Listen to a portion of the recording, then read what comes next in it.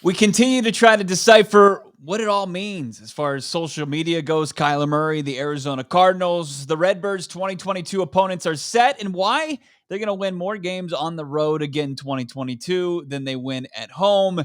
And ESPN tabs a top destination as the Arizona Cardinals for a premier free agent corner. Who it is?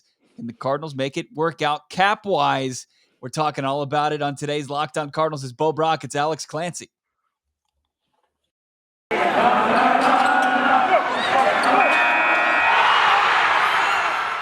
You are Locked On Cardinals, your daily Arizona Cardinals podcast. Part of the Locked On Podcast Network. Your team every day.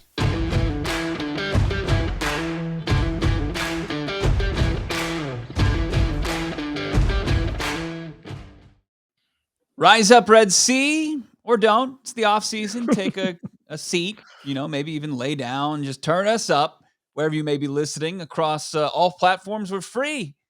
Of course, it's Locked On Cardinals. You can subscribe to our YouTube page. You can see us talk about the Arizona Cardinals and start to preview this offseason. As I said, we're probably going to put a little button on what Kyler Murray posted yesterday across the social channels, what he meant by nonsense. Is he talking about the organization? Is he talking about us, the media? What is he talking about? Cap space. Where can the Arizona Cardinals create some? Because they're tied to some premier free agents. They've got to go out there and retain some guys. How can they do it? They're pretty close against the number that's projected. New league year begins. And we'll get into the opponents the Arizona Cardinals are going to take. A bit of a doozy as far as the home slate's concerned. A barn burner, if we may. Yeah. The Cardinals had an easy road, comparatively speaking, the last two seasons with who their opponents were. Fun's over. Especially at home. Let's put a button on this. Kyler Murray made his first, he broke his silence on social media in regards to the Arizona Cardinals, in regards to the noise. We've got it up on our YouTube. You can see that. What he mentioned was nonsense. He said all this nonsense is what I'm not about. Never have been, never will be. I'm curious what he meant by that, because I think he means, just the three-ring circus that was created from, pointing out that he doesn't follow the Cardinals. I still don't know if he ever did or not, and that he scrubbed social media channels of anything of Cardinals related content, or of his family, or of his dog, or of anything for that matter. He had two pictures up on there, and one was of I think him as at Oklahoma, and the other was him in the Pro Bowl.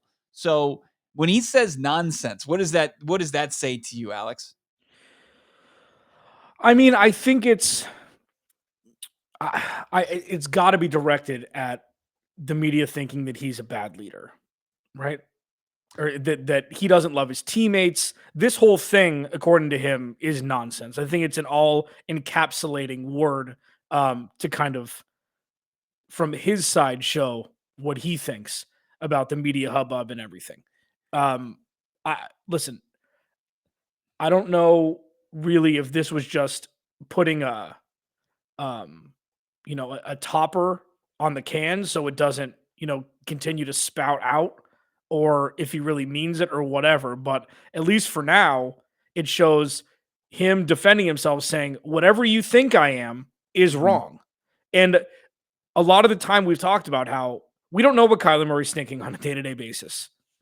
We don't know, because he's not a loudmouth, abrasive guy.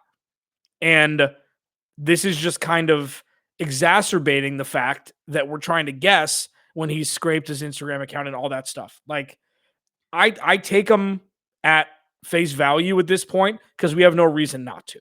Yeah. And I think I know what he means by the nonsense. I mean, he's a gamer. And I mean that beyond him sitting in his gaming chair and playing whatever the kids play and what he does for FaZe Clan. But he's a gamer as far as a football player.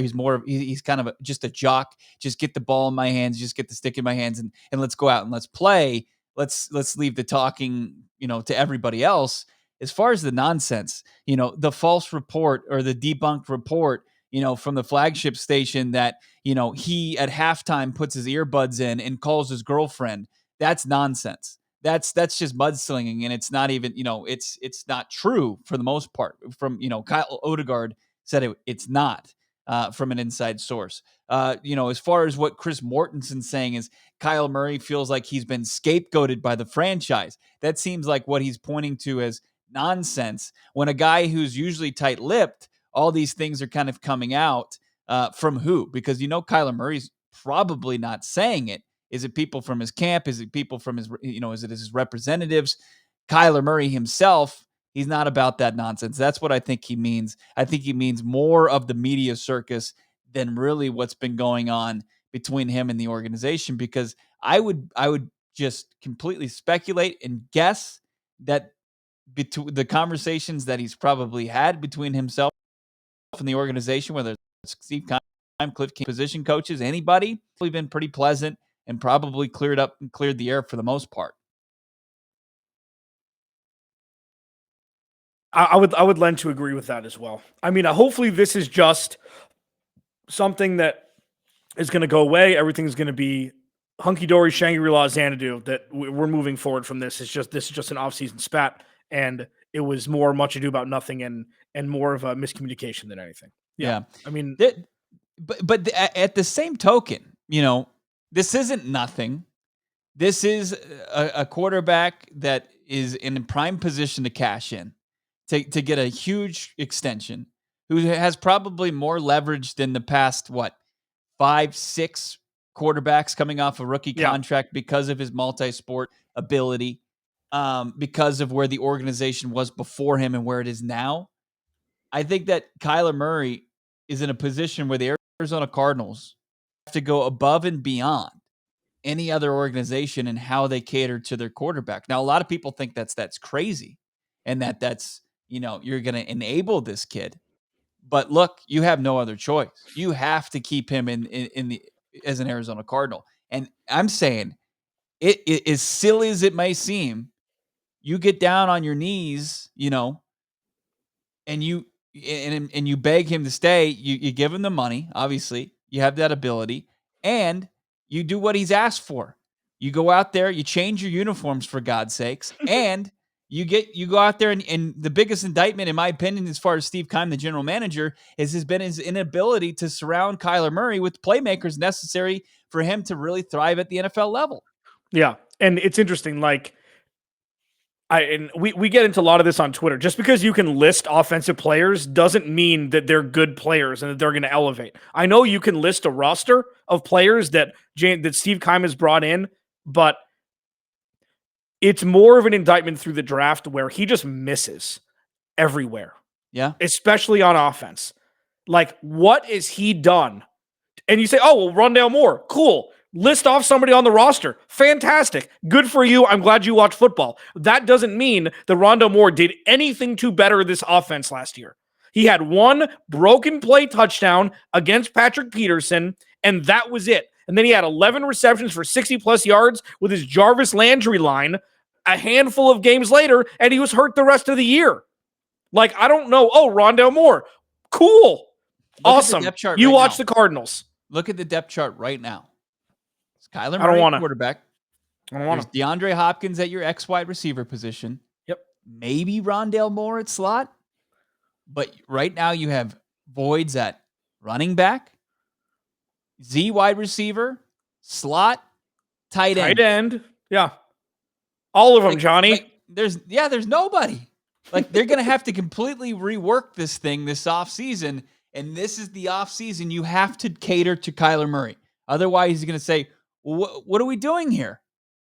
What are we doing? Why is Cliff Kingsbury the head coach? Why was I the guy that you pivoted to after Josh Rosen in that disastrous 2018 season? Do you not want to put me in the best position possible to be successful?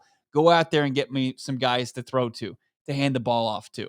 As you mentioned, Steve Keim, 1 for 10 maybe drafting wide receivers, 0 for 4, 0 for 5 drafting tight ends. He's had some success at the running back position. David Johnson, Andre Ellington, Chase Edmonds. David Johnson had 18 months. Yeah. Now let me. It just dawned on me. I'm all about metaphors. I'm all about comparisons. You know who Steve Keim is? Steve Keim is a guy that doesn't study all semester and ends up getting a C plus or C and passes at the end of the semester. He just punts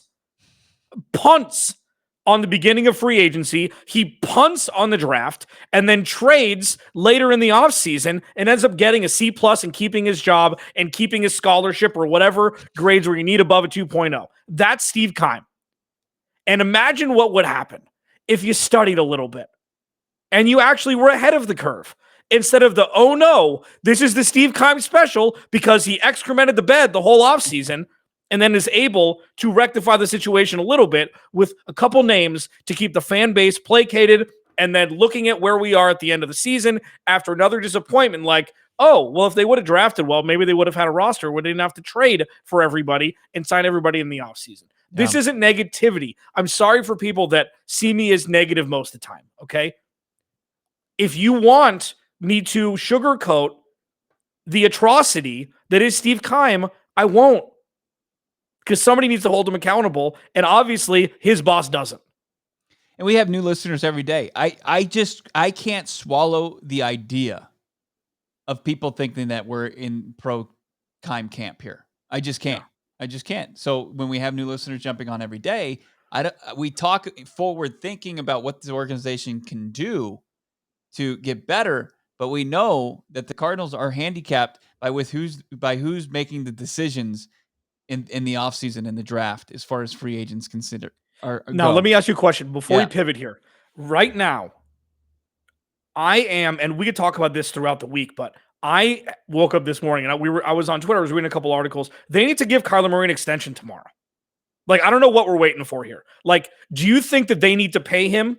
Do you think that he deserves an extension at the end of next year? Yeah, he does. Okay, then what are we waiting for? It's a good question because the Chiefs, when they re-signed Patrick Mahomes, I mean, this next upcoming season, like, he hasn't been collecting, like, he hasn't been absorbing most of their salary cap the last 2 seasons since he's signed that mega extension. That finally hits in this next offseason. He's also already restructured for the Chiefs to create more salary cap. So if Kyler Murray were to sign as an extension today, it would mean that that they're not going to just completely torpedo the Arizona Cardinals salary cap this season. It would likely be he would get paid what he's getting paid anyway on his rookie scale contract, and then you have that mega extension that would kick in after the 2023 season.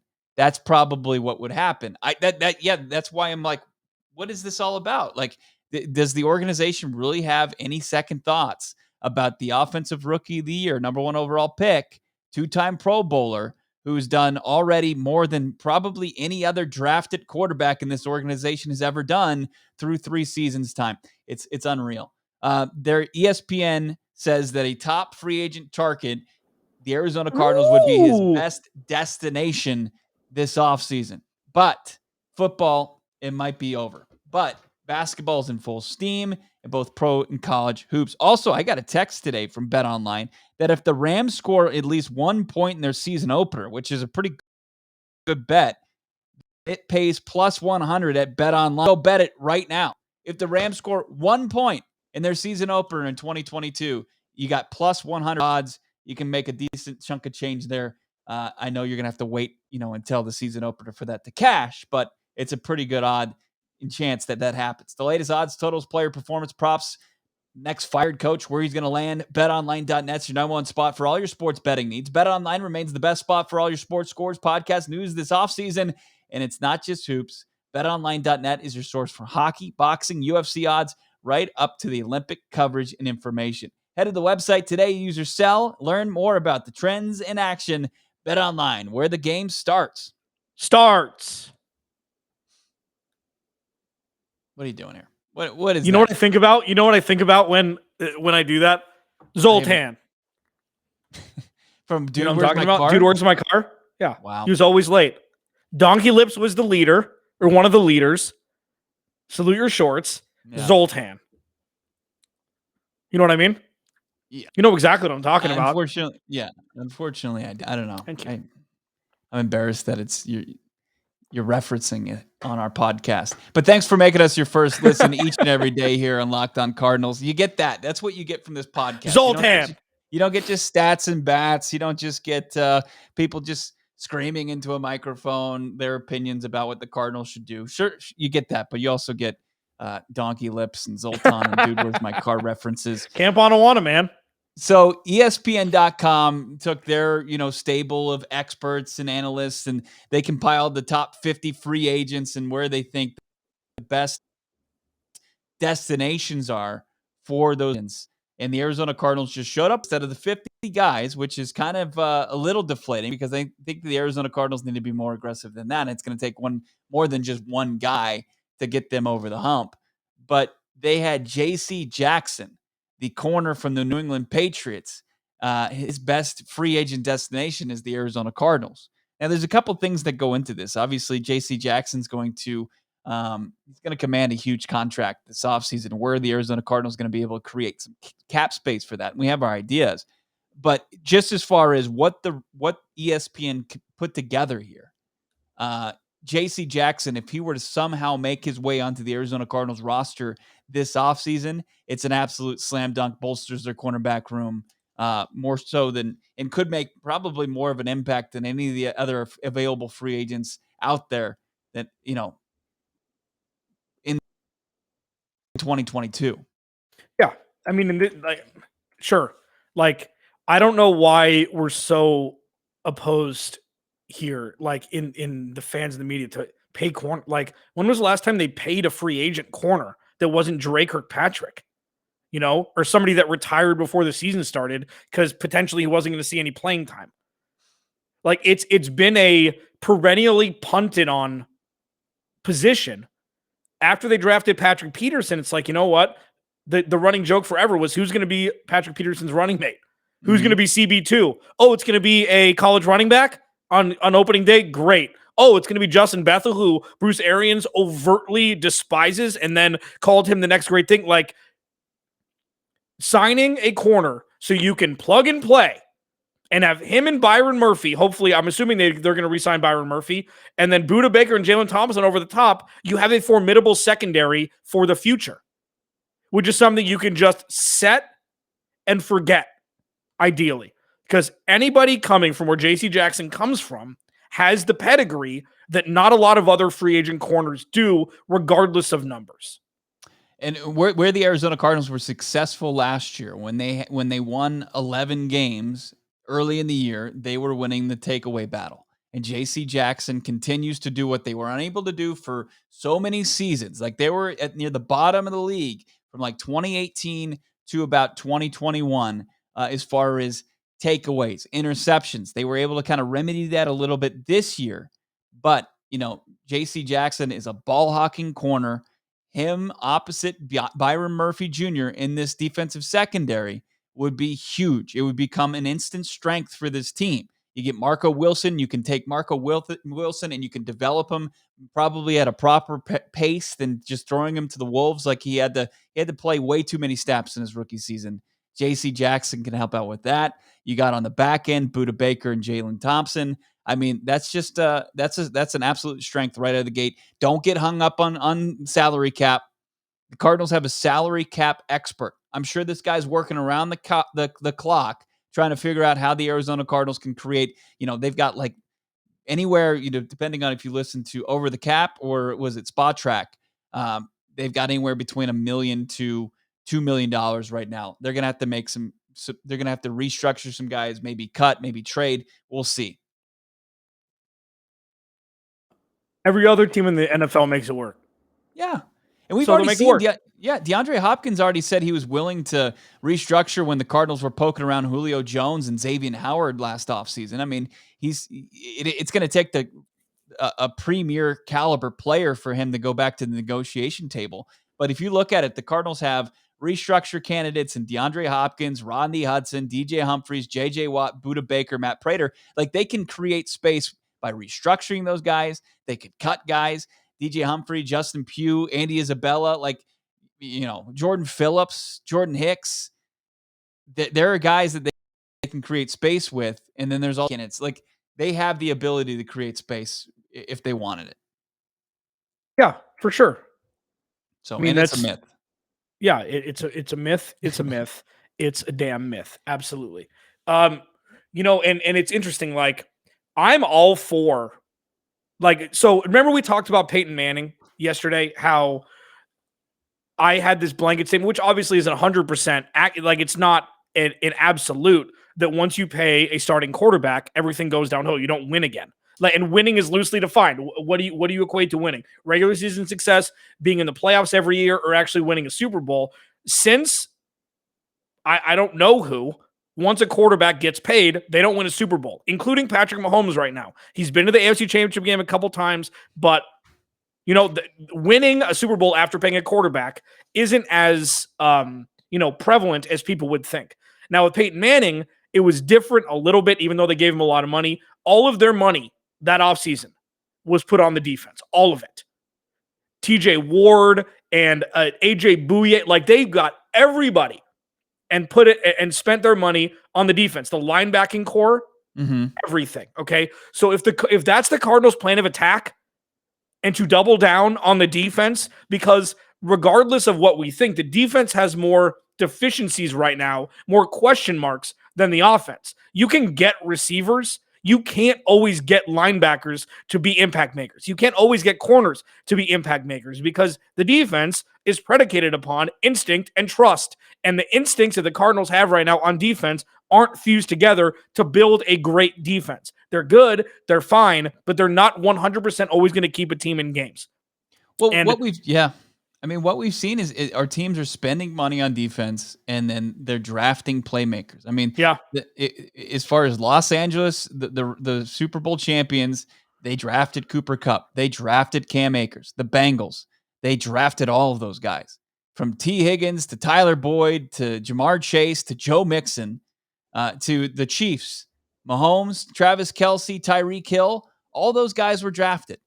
The Arizona Cardinals don't have, like I said, the biggest indictment right now on Steve Keim is he hasn't drafted any playmakers that are on the roster as of right now that Kyler Murray can rely upon. All he has is DeAndre Hopkins. That's all he has. And you can't tell me Rondale Moore and his 425 yards receiving from this past season. That's not enough. Yet. And again, I just hope this isn't about the offensive scheme. I hope it's not about the play calling. And this could be on Kyler Murray. We don't know what it is. The offense was terrible the second half of the season. Aside from the Dallas game, the Chicago game, you can't point at that because they turned Andy Dalton over 38 times. Okay, short fields galore. So as we're talking here, there are so many question marks. After a team starting 7-0 and 10-2. That's why we're not rainbows and butterflies all the time, because we're realists, okay? We're not fans, okay? We're not mouthpiece for the organization. We're allowed to say what we want.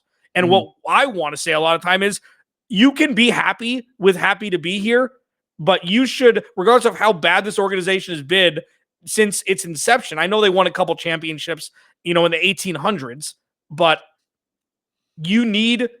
I want this team to strive for more and not just a winning record every year. Because if you think last year wasn't an embarrassment, I disagree. I think it was a huge embarrassment, even though they won more games than they lost. With all that being said, let's just throw up their home and away opponents for 2022, right? And already start to play glorified weather forecasters with their schedule. And I'll tell you this, Cardinals are going to once again have more wins on the road than they have at home. Wait till you see this murderer's row as far as home opponents. We'll get into it all here. Locked On Cardinals. Make sure you're following along on Twitter at Locked On AZCards, at Clancy's Corner, and at Bob Brack. Whether you're at home or you're on the road, hopefully you have your old trusty Built Bar. It's your secret weapon as far as eating healthy, but also eating great tasting protein bars. It's the best tasting protein bar on the market. Built Bar, they've got the Puffs, which are protein-infused marshmallows. They're always covered in 100% real chocolate. They're delicious. And you don't have to compromise nutrition for that, because most Built Bars contain 130 calories, 4 grams of sugar, just 4 net carbs, and 17 grams of protein. You compare that to a candy bar, which is probably your alternative. You're just going to put all that nonsense in your body, and it's bad news for you. It means probably weight gains, and it's not good for you. Save some cash these days too. Go to built.com, use the promo code LOCK15, and you'll get 15% off your order. That's using the promo code LOCKED15 for 15% off at built.com. Keim. Zoltan. There you go. Wow. Back here on Locked On Cardinals. Give me a wrapping one up, shot. It could be one shot. I'm not going to talk about it again. Okay. All right. Got it. I think people are up to speed now. The Arizona Cardinals, their opponents are set for the 2022 season. We pretty much knew this, but the team tweeted it out at Locked On at AZ Cards. And man, their home opponents, it's just kind of jaw dropping. Sure, you've got the NFC West. It's already the toughest division in the league. You've got the Rams, you got the Niners, you've got the Seahawks. Then you got the Bill Belichick and squad coming in. Him and Mac Jones, they're going to come into town. You've got the Philadelphia Eagles, who are a playoff team. You have the New Orleans Saints that are a quarterback away from being a big-time problem. You've got one of the best young quarterbacks in Justin Herbert coming to town. You have the Tampa Bay Buccaneers, who you think are going to be aggressive as far as replacing Tom Brady, already one of the better rosters in place. Just need that QB position figured out. And then, Kansas City with Patrick Mahomes, Travis Kelce, and Tyreek Hill coming to town. An absolute just nightmare schedule at home for the Arizona Cardinals. But then when you look at the away opponents, you've got your NFC West guys, which are tough. But then you have the Vikings. That's probably a team that's going to be a little bit in a rebuild under a new head coach. You've got the Denver Broncos, who still lack a quarterback. We'll see what happens with if they can go mulling around and find an actual quarterback that can make plays. Carolina, you would say it's actually a good game, but the Arizona Cardinals somehow lose to the Panthers all the time, and then the Falcons and the Raiders. Much more full away schedule for the Cardinals than home. Not to say, it's a second place. So it's going to be tough. You're taking on a tough division in the AFC West, and you've got a couple tough teams in the NFC South. Yeah, and unfortunately, if this past year was any indicator, the Cardinals are much weaker at home than on the road. So, the one thing that I look at with home schedules, with away schedules, is how many cold weather teams are they going to be playing, and that's only one. That's the beauty of being in the NFC West. Like, unless it's cold and rainy up in Seattle, they're going to Denver, and if that's early in the season, they're going to be on easy streak because obviously Minnesota's a dome, and they're not going to have to worry about the elements. Now, can you put that up one more time? Yeah. Because the Cardinals had, 2 primetime games this year? Yeah. Right? So we're looking at potential primetime games of the Chargers, the Chiefs at home, and then on the road, you might get, because did they have 3? Did they have 3? Oh, no, because Dallas was an afternoon game. It wasn't a night game, right? Unless if you consider Christmas a primetime game. Oh, that was 3 then. 3. Okay. Yeah, I guess. That's right, because Dallas, they played Sunday afternoon. Like, they had Thursday night football, and they had Monday night football, and they had Christmas. They played the Rams Monday night. They played Green Bay Thursday night, and then they played on Christmas. That's right. And you'd think that because they play 9 home games, that the Thursday night game is going to be a home game, which kind of sucks. You kind of want your short week, which is a weird week, to maybe not be at home. Like, who knows about the Saints? Like, I feel like we have this knee-jerk reaction to, look at the leg these teams. The Saints don't have a quarterback. The Bucks don't have a quarterback. The Patriots we don't know what that offense is going to look like. So the Cardinals are playing 4 teams who don't know, really who their quarterback's going to be. So that's not bad. If Kyler Murray is the guy that everybody believes he is, and that's why I always get shocked when people are like, "Oh, I can only find so many wins on this." If Kyler Murray is the guy that you believe he can be, and he taps into it and he plays at that MVP caliber level, hopefully more spread out throughout the season instead of at the front and then drop off at the back. There are wins on here that the Cardinals could beat teams that are perceived to be better than them. Sure, there's the losses on here, like we've seen it to Carolina far too many times. But if you look at it, the Arizona Cardinals went 4-2 against the West. That's going to be a big key. Can they duplicate that success? Anything below 3-3, that's a big issue for the Arizona Cardinals within the division. But they should beat Philly. You're right. The Saints probably should win that one. The Chargers are armed with a developing quarterback who's dangerous, but for whatever reason, they missed the playoffs again because their coach called a timeout. They went 9-8. They're definitely flawed teams, and if they're coming into your house, you should be the favorite to win that game. But we know that only goes so far with the Cardinals. But I can see that this is not a schedule, and at this point in the rebuild, or at this point in this, as far as the franchise goes, they shouldn't be, if they are dogs, that far underdogs. Otherwise, they're not doing their jobs correctly. Um, they should be in the conversation again to make a playoff spot, no matter how hard their home slate looks. Yeah, agreed. And this is why I think moving forward, and I'm actually warming up more and more to this, going back to kind of boomerang back to the Kyler Murray talk, I think they have to pay him this offseason. Like, I think if you want unified front moving forward, it starts with him. Yeah. So you know what? Maybe this is all, a pay me ploy, because, I was listening actually to Jody Ayler, Fox Sports 910. Bo and I both worked with him at different times. He brought up a really good point that Lamar Jackson hasn't gotten paid, hurt. Baker Mayfield hasn't gotten paid, hurt. Carson Wentz got paid early, but they got off of it because it wasn't even the Deshaun Watson contract is eons less because they paid him early.